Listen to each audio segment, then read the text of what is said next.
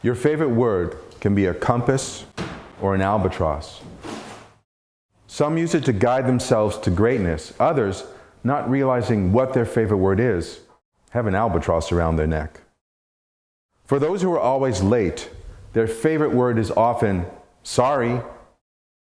That might have been a good choice as a young person to get away with things, but is it truly the best favorite word for the rest of your life?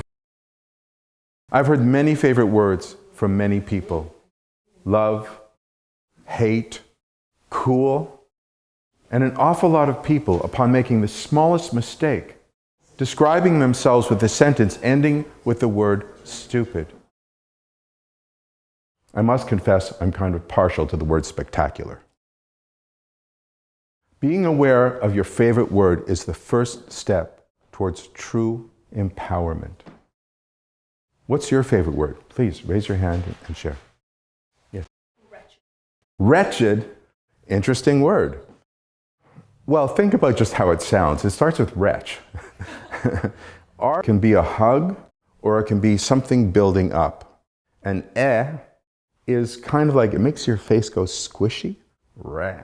And then the ch is like turning something. So it's, I'm not safe, not feeling good, and then I'm turning something, and I'm going to end solidly. So it's a bit judgy-wudgy, but it tells you the state of mind of the person who uses that as a regular word. Hope it's not your real regular word. Whatever word you choose, that's the direction you are giving your subconscious for the life you intend to lead, your life's compass. Your favorite word can also be the bridge to communicate between generations. So many Gen Xers and Boomers have trouble communicating with Gen Z, people born between 1997 and 2012. I want to share with you how your favorite word can help bridge that communication gap. But first, my favorite word. Actually, I have two favorite words. My first favorite word is yes. I love the sound of it, the power of it, the possibilities. You can have a meaningful yes, or you can have a conditional yes. Dad, can I have that? Yes, but. To get a meaningful yes, we often need to begin with my second favorite word, which is why. Why may well be the key to truly understanding Gen Z. People who live, play, and communicate online. Incredible individuals who truly care about the planet and each other. But that's not the way most Boomers and Gen Xers get to experience them. I hear from so many of the older generations of parents, of teachers, of managers bemoaning the fact that Gen Z seems so disconnected, incapable of communicating. My experience is that to connect, we must ask why. Why can't they communicate? Why are they online so much? Is there something really cool going on that we're missing? Or are they just chasing the next dopamine hit? I mentor young adults online, and I recently saw an article about this exact same issue. I decided to ask my mentees two questions. One, can you share with me what you do online and why you love it? And two, why do you think so many Gen Z have trouble with anxiety and tend to cut and run at the first bump in the road? One voice that resonated with me deeply was Maeve, a 26-year-old mentee from Blacksburg, Virginia.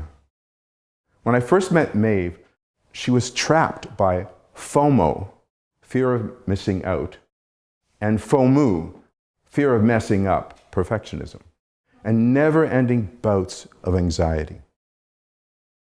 Our journey together was not without its challenges, but together we persevered.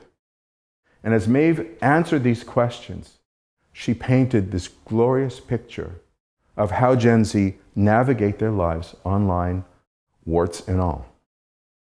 She said, "The internet is a platform where I compile things I enjoy in a way nothing else can. Whatever you like, you can find. And you can find other people who enjoy it as well. There are pitfalls. I asked her, what are those pitfalls? And how do you avoid them? And she said, the pitfalls are the rabbit holes of information for information's sake. Not knowing what's true and not true, I end up being skeptical of everything, and that just makes me more anxious.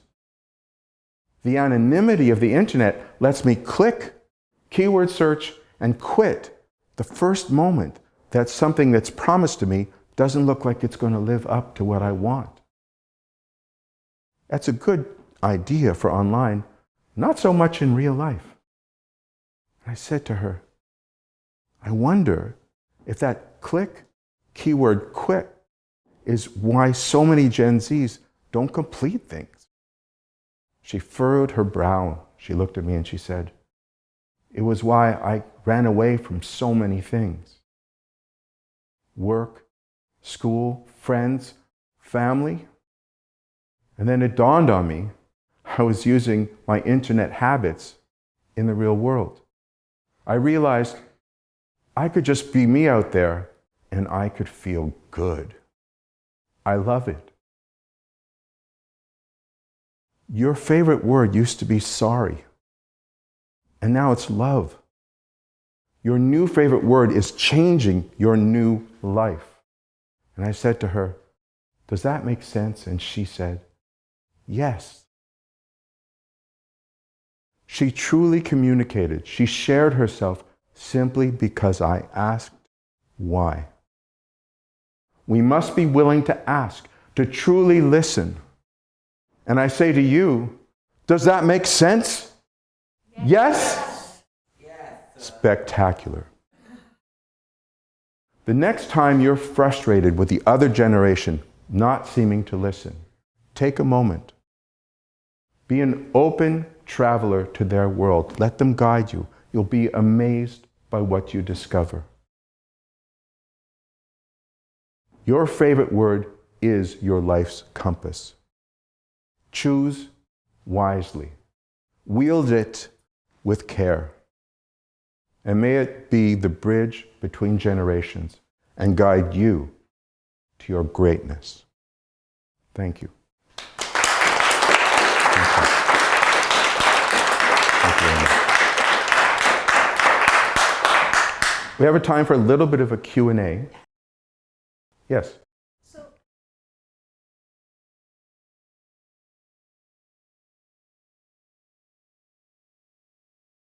What kind of work? It's a great question. So what do I do to prepare young adults who are trapped or are dealing with anxiety? So many times when a parent sends a young adult, forces a not always, young adult to go get help, they do therapy, they do drugs, they say, just say no, they do all these things, and no one allows the young adult to find their inner power. I truly believe that within each one of us is the genius for everything that we want to be as it should be, our personal power. But we have to begin by letting that person be their own power. So my first question, I first say, well, what do you know about what I do? And they go, my mom said I had to be here. I said, okay, that's cool. I said, I'm a life coach. I'm here to guide you on whatever you want. You're going to be telling us where to go. I'm just there to turn you around from the dead ends. I have a question for you. What are 3 things you'd like to work on? And they go, that's a good question. I let them understand what the challenges are to what they want, and they choose it. And what are the first indicators of success? And when we do that with young people, we allow them to find their personal power. Let them be safe to mess up. They come in, I didn't do my daily routine. Cool, let's start again.